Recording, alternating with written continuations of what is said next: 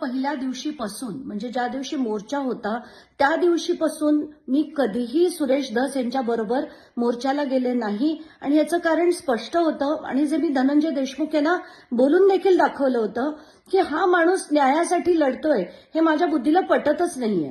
आणि तेव्हा सगळ्यांना वाटलं आणि 2 महिने ज्या पद्धतीने त्यांनी विषय लावून धरला कुठेतरी मला वाटायला लागलं की मी चुकले की काय, इतका तो विषय त्यांनी लावून धरला.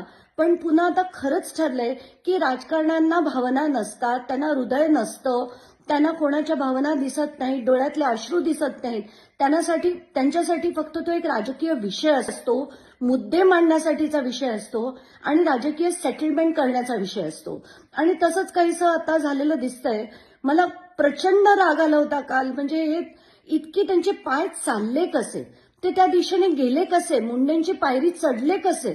जेव्हा तुम्ही कुटुंबाबरोबर 2 महिने जाताय आणि सातत्याने त्यांची बाजू लावून धरताय की त्यांना न्याय मिळाला पाहिजे, मग तुमची पायरी तुम्ही चढलात कसे सुरेश धस? मला म्हणजे तुम्हाला लाज वाटायला हवी.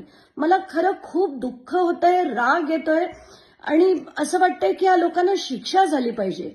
आणि म्हणूनच मी पहिल्या दिवशीपासून तेच म्हणते की पहिल्या दिवशी सापडलेले 2 मोबाईल आणि त्याच्यात असलेला जो फोन, जो बड्या नेत्याचा फोन होता, तो आजपर्यंत बाहेर आलेला नाहीये. आणि त्यांना सगळे वाचवण्यासाठी आता हे सगळं सुरू झालंय. म्हणजे त्यात फडणवीस पण आहेत, बावनकुळे पण आहेत, धस पण आहेत आणि मुंडे तर नक्कीच आहेत. अजित पवारांबद्दल तर आपण बोलायलाच नको.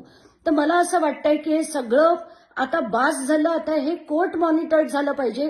तोपर्यंत खरं कधीच येणार नाही आणि न्याय हा फक्त राजकारण्यांना मिळतो, सामान्य जनतेला न्याय कधीच मिळत नाही, कधीच नाही. Come on guys, hurry up. अरे सुन ना, एक ब्रेक ले लेते हैं. Guys, I am telling you, तुम लोगों को सही से ट्रैकिंग नहीं आता. But that's okay, you can learn. रोज इसका ढक्कन देना. ये रेड वाला है, सही वाला देना. अबे ढक्कन, पहले तो सही पानी पीना.